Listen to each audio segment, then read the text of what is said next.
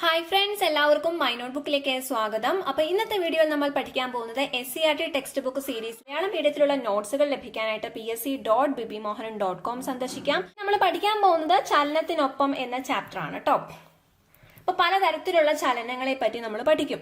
അപ്പൊ ഈ ഒരു ചാപ്റ്റർ തുടങ്ങുന്നത് തന്നെ എല്ലാ വസ്തുക്കളും ചലിക്കുന്നുണ്ട് എന്ന് പറഞ്ഞാണ്.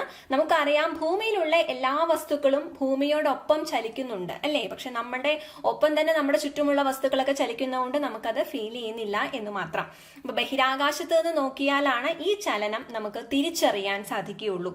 ഇനി ഭൂമി സ്വയം തിരിയുന്നത് ഭൂമധ്യരേഖാ പ്രദേശത്ത് എത്ര സ്പീഡിലാണെന്ന് നോക്കൂ. മണിക്കൂറിൽ ഏകദേശം 1667 കിലോമീറ്റർ വേഗത്തിലാണ് ഭൂമി സ്വയം തിരിയുന്നത്. ഭൂമധ്യരേഖാ പ്രദേശത്ത് മണിക്കൂറിൽ ഏകദേശം 1667 കിലോമീറ്റർ വേഗത്തിലാണ്. അപ്പോൾ 1667 കിലോമീറ്റർ പെർ അവർ ആണ് സ്പീഡ്. സൂര്യനെ ചുറ്റുന്നതാണെങ്കിലോ മണിക്കൂറിൽ എത്ര കിലോമീറ്റർ വേഗത്തിലാണ്? 1,06,000 അല്ലെ? 1,06,000 കിലോമീറ്റർ വേഗത്തിലാണ് സൂര്യനെ ചുറ്റുന്നത്. അപ്പോൾ നമ്മൾ ഒരിടത്ത് ഇരിക്കുമ്പോൾ പോലും നമ്മൾ എത്ര വേഗത്തിലാണ് ചലിച്ചുകൊണ്ടിരിക്കുന്നത്? കാരണം നമ്മൾ ഭൂമിയിലാണ് അല്ലെ? അപ്പൊ ഭൂമി ഇത്രയും വേഗത്തിൽ ചലിച്ചുകൊണ്ടിരിക്കുകയാണ്. ഇനി ചലനം എന്ന് പറയുന്നത് നമ്മുടെ ചുറ്റും മാത്രമല്ല, നമ്മുടെ ശരീരത്തിനുള്ളിലുണ്ട്. ഒരു എക്സാമ്പിൾ പറയുവാണെങ്കിൽ ഏതാണ്? രക്തപര്യന വ്യവസ്ഥ അല്ലെങ്കിൽ ബ്ലഡ് സർക്കുലേറ്ററി സിസ്റ്റം. അതൊക്കെ എന്താണ്? നമ്മുടെ ശരീരത്തിനുള്ളിൽ നടക്കുന്ന ആ ഒരു ചലനമാണ് അല്ലെ? അതുപോലെ ഭക്ഷണത്തിന്റെ ആ ഒരു പ്രോസസ്സ്. അപ്പൊ അതൊക്കെ ചലനങ്ങളാണ്. പിന്നെ ചലനം നമുക്ക് ചുറ്റും നടക്കുന്ന മറ്റു ചലനങ്ങളാണ്. ഇപ്പൊ കാറ്റടിക്കുന്നത് അല്ലെങ്കിൽ മറ്റു വസ്തുക്കളൊക്കെ ചലിക്കുന്നത്, ജീവികൾ ചലിക്കുന്നത്. അപ്പൊ അതൊക്കെ എന്താണ്? ചലനം നമുക്ക് ചുറ്റുമുള്ളത്. ഇനി മറ്റുള്ള ചലനങ്ങളെ പറ്റി നമുക്ക് പഠിക്കാം. ഫോഴ്സ് ആൻഡ് മോഷൻ അല്ലെങ്കിൽ ബലവും ചലനവും. എന്താണ് ബലവും ചലനവും? അപ്പൊ നമുക്കറിയാം, നിശ്ചലാവസ്ഥയിലുള്ള വസ്തുക്കളെ നമുക്ക് ബലം പ്രയോഗിച്ച് എന്ത് ചെയ്യാൻ സാധിക്കും? ചലിപ്പിക്കാൻ സാധിക്കും. അതുപോലെ ചലിക്കുന്ന വസ്തുക്കളെ നിശ്ചലമാക്കാനും നമുക്ക് എന്തു വേണം? ബലം പ്രയോഗിക്കണം. അപ്പൊ ഒരു ചലനത്തിന്റെ ദിശ മാറ്റാനും, ദിശ എന്ന് വെച്ചാൽ ഡയറക്ഷൻ മാറ്റാനും, ചലനവേഗം കൂട്ടാനോ കുറയ്ക്കാനോ ഒക്കെ നമുക്ക് എന്ത് പ്രയോഗിക്കാം? ബലം പ്രയോഗിക്കണം അല്ലെ? അപ്പൊ ബലവും ചലനവും തമ്മിലുള്ള ബന്ധമാണ് ഈ പറഞ്ഞിരിക്കുന്നത്. ഒരു വസ്തു നിശ്ചലാവസ്ഥയിലാണെങ്കിൽ ബലം പ്രയോഗിച്ച് അതിനെ ചലിപ്പിക്കാം. ചലിക്കുന്ന ഒരു വസ്തുവാണെങ്കിൽ ബലം പ്രയോഗിച്ച് അതിനെ എന്ത് ചെയ്യാം? സ്റ്റോപ്പ് ചെയ്യാം. ആ ചലനത്തിന്റെ ദിശ അതുപോലെ ചലനവേഗം ഒക്കെ മാറ്റാനൊക്കെ ബലം നമുക്ക് പ്രയോഗിക്കാം. അപ്പൊ പലതരത്തിലുള്ള ചലനങ്ങളാണ് ഈ ഒരു പിക്ചറിൽ കാണിച്ചിരിക്കുന്നത്. ഒന്നാമത്തേത് കയറിൽ കെട്ടിയ കല്ല് വട്ടത്തിൽ കറക്കുന്നതാണ്. അടുത്തത് പമ്പരം കറങ്ങുന്നത്. പിന്നെ മാമ്പഴം ഞെട്ടറ്റ് താഴേക്ക് വീഴുന്നത്. വാഹനങ്ങളുടെ ചക്രം കറങ്ങുന്നത്. ലിഫ്റ്റ് ഉയരുന്നത്. വൃത്തപാതയിലൂടെ ഈ കളിത്തീവണ്ടി ഓടുന്നത്. അപ്പൊ ഇതൊക്കെ ഓരോരോ തരത്തിലുള്ള ചലനങ്ങൾക്ക് ഉദാഹരണമാണ്. പലതരത്തിലുള്ള ചലനങ്ങൾ നമുക്കിതിൽ പഠിക്കാം. ഇനി എന്താണ് നേർരേഖാചലനം അല്ലെങ്കിൽ ലീനിയർ മോഷൻ?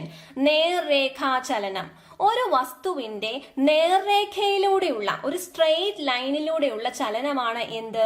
നേർരേഖാചലനം എന്ന് പറയുന്നത്, ലീനിയർ മോഷൻ.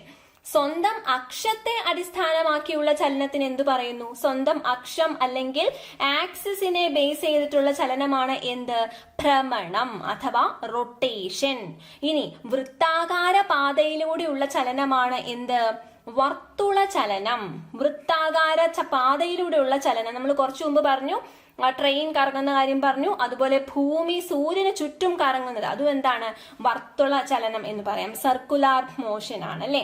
അപ്പൊ ഭൂമി ചുറ്റുന്നതിന് പരിക്രമണം അഥവാ റവല്യൂഷൻ എന്നും നമ്മൾ പറയുന്നുണ്ട്. ദെൻ ഭൂമി സ്വയം കറങ്ങുന്നതിന് റൊട്ടേഷൻ എന്നും പറയുന്നു. വസ്തു ഒരു തുലന സ്ഥാനത്തെ ആസ്പദമാക്കി ഇരുവശങ്ങളിലേക്കും ചലിക്കുന്നത്. നമുക്കൊരു ഊഞ്ഞാലെടുത്താൽ, ഒരു പെൻഡുലം എടുത്താൽ, ഇത് കണ്ട ഒരു തൂക്കിയിട്ടിരിക്കുന്ന ഒരു വിളക്കാണ്, ആ ഒരു വിളക്കാണ്. ആ വിളക്ക് എന്ത് ചെയ്യാം? അതിങ്ങനെ ആടും അല്ലെ? അതിനെ തൂക്കിയിട്ടിരിക്കുന്ന ആ വസ്തുവിനെ എന്ത് ചെയ്യാൻ പറ്റും? ഇങ്ങനെ ആട്ടാൻ പറ്റും. അപ്പൊ അതാണ് ആ തുലന സ്ഥാനത്തെ ആസ്പദമാക്കി ഇരുവശങ്ങളിലേക്കും ചലിക്കുന്നതാണ് എന്ത്? ഓസിലേഷൻ അഥവാ ദോലനം. ഓസിലേഷൻ അഥവാ ദോലനം. ഇനി നോക്കൂ, ഒരു എക്സാമ്പിൾ കാണിച്ചിരിക്കുകയാണ്. ഒരു മെറ്റൽ സ്കെയില്, അതിന്റെ ഒരു കുറച്ചു ഭാഗം പുറത്തേക്ക് തള്ളി നിൽക്കത്തക്ക രീതിയിൽ മേശപ്പുറത്ത് തള്ളി വെച്ചിരിക്കുകയാണ്. ആ തള്ളി നിൽക്കുന്ന ഭാഗത്ത് നമ്മൾ വിരൽ കൊണ്ട് തട്ടുന്നു, മറ്റേ ഭാഗം നമ്മൾ നന്നായിട്ട് പ്രസ് ചെയ്ത് പിടിച്ചേക്കുവാണ്. അപ്പൊ എന്താണ്, അതിങ്ങനെ വൈബ്രേറ്റ് ചെയ്യും അല്ലെ, വൈബ്രേറ്റ് ചെയ്യും. അതാണ് വൈബ്രേഷൻ അഥവാ കമ്പനം. അപ്പൊ ഇതും ഈ ഒരു പ്രത്യേക പൊസിഷനെ വെച്ചിട്ട് തന്നെ ഇതിങ്ങനെ ചലിക്കുന്നതാണ്. പക്ഷെ ഇതിന് സ്പീഡ് കൂടുതലാണ് അല്ലെ. ദ്രുതഗതിയിലുള്ള ദോലനങ്ങളാണ് എന്ത്, വൈബ്രേഷൻ അഥവാ കമ്പനം. ദ്രുതഗതിയിലുള്ള ദോലനങ്ങളെ എന്തെന്ന് വിളിക്കുന്നു, കമ്പനം അഥവാ വൈബ്രേഷൻ. ഇനി നമുക്കൊരു എക്സാമ്പിൾ, ഒരു പൊടിയൊക്കെ പൊടിപ്പിക്കുന്ന പൊടി മില്ല് നോക്കിക്കഴിഞ്ഞാല് ഒരു യന്ത്രം, അതായത് ഒരു മോട്ടോർ വർക്ക് ചെയ്യുന്നുണ്ടാവും, അതിന്റെ ബലത്തെയാണ് മറ്റു ഭാഗങ്ങളിലേക്കൊക്കെ കണക്ട് ചെയ്യുന്നത് അല്ലെ. ചെയിൻ ഉപയോഗിച്ചോ ബെൽറ്റ് ഉപയോഗിച്ചോ ഒക്കെ എന്ത് ചെയ്യും, ഒരു പാർട്ടിൽ നിന്ന് മറ്റൊരു പാർട്ടിലേക്ക് ഈ ബലത്തെ നമ്മൾ എന്ത് ചെയ്യുന്നു, ട്രാൻസ്ഫർ ചെയ്യുന്നു. അതായത് ഒരു യന്ത്രത്തിൽ നൽകുന്ന ബലത്തെ മറ്റു യന്ത്രങ്ങളിലേക്കോ യന്ത്രഭാഗങ്ങളിലേക്കോ എത്തിച്ച് അവയെ കൂടി ചലിപ്പിക്കാൻ സാധിക്കും. ചെയിൻ, ബെൽറ്റ്, ചക്രവും ആക്സിലും തുടങ്ങിയ സംവിധാനങ്ങൾ ഇതിനായിട്ട് ഉപയോഗിക്കുന്നു. ചെയിൻ, ബെൽറ്റ്, ചക്രവും ആക്സിലും തുടങ്ങിയൊക്കെ എന്തിനായിട്ട് ഉപയോഗിക്കുന്നു, ഇങ്ങനെ ഒരു യന്ത്രത്തിലെ ബലത്തെ മറ്റു യന്ത്രഭാഗങ്ങളിലേക്കോ അല്ലെങ്കിൽ മറ്റു യന്ത്രങ്ങളിലേക്കോ എത്തിക്കാനായിട്ട് സഹായിക്കുന്നു. ഇനി മറ്റൊരു എക്സാമ്പിൾ ആണ് കേട്ടോ. 2 അടപ്പുകൾ ഇങ്ങനെ വെച്ചിരിക്കുകയാണ്, ആണി അടിച്ച് ഇങ്ങനെ അടുത്ത് വെച്ചിരിക്കുന്നു. അപ്പൊ ഒരടപ്പിനെ നമ്മൾ കറക്കുമ്പോൾ 2 ചേർത്ത് വെച്ചിരിക്കുകയാണ്. ഇതുപോലെയുള്ള ഈ ഇട്ടുള്ള ഇങ്ങനെയുള്ള അടപ്പുകളാണ് വെച്ചിരിക്കുന്നത്. അപ്പൊ എന്താണ്, ഒന്ന് കറക്കുമ്പോൾ അതിന്റെ ഒപ്പം തന്നെ എന്ത് ചെയ്യും, അടുത്തതും കറങ്ങും അല്ലെ. അപ്പൊ അങ്ങനെ അടപ്പുകളിലുള്ള നേരിയ ഈ പല്ലുകൾ അതാണ് എന്ത് ചെയ്യുന്നത്, ഒന്ന് കറങ്ങുമ്പോൾ മറ്റതിനെയും കറങ്ങാനായിട്ട് സഹായിക്കുന്നത്.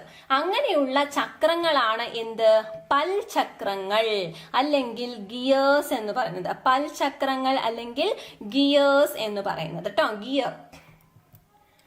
അപ്പൊ അതിന് എക്സാമ്പിൾ ആണ് കണ്ടോ, ഹാൻഡ് ഡ്രില്ല് അല്ലെങ്കിൽ കളിപ്പാട്ടത്തിലുള്ള പൽചക്രങ്ങള്, അതുപോലെ വാച്ചിലൊക്കെ നിങ്ങൾ അഴിച്ചു വെക്കുമ്പോൾ കണ്ടുണ്ടാവും ഇതുപോലത്തെ പൽചക്രങ്ങള്. ദെൻ ഈ ഒരു എക്സാമ്പിളും റബ്ബർ ഷീറ്റ് അടിക്കുന്ന മെഷീനിലെ, അപ്പൊ അതിലൊക്കെ എന്താണ് ഈ പൽചക്രങ്ങൾ അല്ലെങ്കിൽ ഗിയറുകൾ യൂസ് ചെയ്യുന്നുണ്ട്.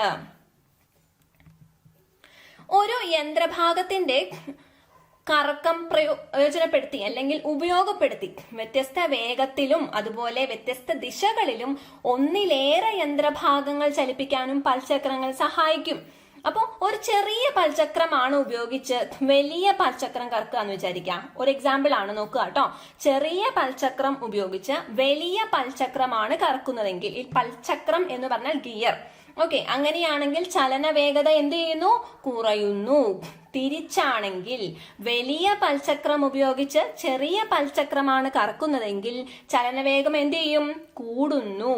ഇനി പൽചക്രങ്ങൾ ഉപയോഗിച്ച് ചലനത്തിന്റെ ദിശയാണെങ്കിലും വേഗമാണെങ്കിലും ഒക്കെ നമുക്ക് മാറ്റാനായിട്ട് സാധിക്കും. ഈ ദിശ മാറ്റുന്നതിന് ഇപ്പൊ നമുക്കറിയാം, ദിശയും വേഗതയും മാറ്റുന്ന നമ്മൾ വാഹനങ്ങൾ ഓടിക്കുമ്പോൾ ഗിയറുള്ള വാഹനങ്ങൾ അല്ലെ, അതിലെന്താണ് ആ ഗിയറിനെ അനുസരിച്ചിട്ടാണ് ഇത് മാറുന്നത് അല്ലെ. അപ്പൊ അതാണ് ഉദ്ദേശിച്ചത്. ഇനി അടുത്ത ചാപ്റ്റർ നമ്മൾ ഇനി പഠിക്കാൻ പോകുന്നത്, അത് അടുത്ത വീഡിയോയിലായിരിക്കും കേട്ടോ, അത് നെക്സ്റ്റ് ഡേ ചെയ്യുന്നതാണ്. ആഹാരം ആരോഗ്യത്തിന് എന്നതാണ്. ഈ ഒരു ചാപ്റ്റർ നമുക്ക് നോക്കാം. Thank you so much for watching. ഈ വീഡിയോസ് നിങ്ങൾക്ക് പ്രയോജനപ്പെടുന്നുണ്ടെങ്കിൽ മറ്റുള്ളവർക്ക് ഒന്ന് ഷെയർ ചെയ്ത് കൊടുക്കാനും ഒരു ലൈക്ക് തരാനും അതുപോലെ നിങ്ങളുടെ അഭിപ്രായങ്ങൾ കമന്റ് ചെയ്യാനും കുറച്ച് സമയം കണ്ടെത്തുമെന്ന് കരുതുന്നു. Thank you so much for watching.